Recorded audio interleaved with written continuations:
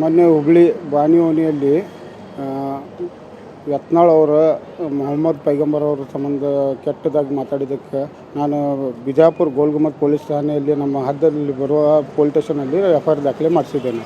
ಅದು ಅವರು ಹೇಳಿದ ಮಾತು ಬಾಲ್ ಠಾಕ್ರೆ ಅವ್ರ ಮನೆಯಲ್ಲಿ ಪೈಗಂಬರ್ ಅವರು ಹುಟ್ಟಿದ್ದಾರೆ ಅಂತ ಹೇಳಿದ್ದಕ್ಕೆ ನಮ್ಗೆ ನೋವಾಗಿದ್ದಕ್ಕೆ ಸಂಬಂಧ ನಾನು ಕಂಪ್ಲೇಂಟ್ ದಾಖಲೆ ಮಾಡಿದ್ದೇನೆ.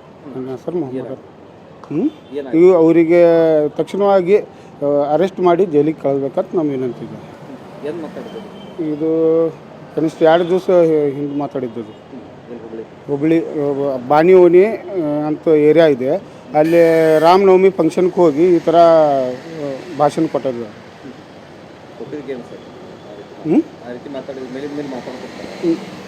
ಮತ್ತು ಅದು ಅವರು ಹುಚ್ಚಿರ ನಮೂನೆ ಮಾತಾಡಿದ್ರೆ ಏನು ಹೇಳಕ್ಕೆ ಬರೋಲ್ಲ.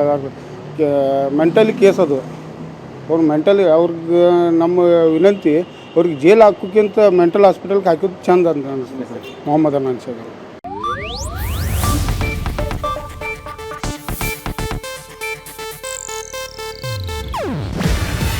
ಇದು ಏಷ್ಯಾನೆಟ್ ನ್ಯೂಸ್ ನೆಟ್ವರ್ಕ್ ಪ್ರಸ್ತುತಿ.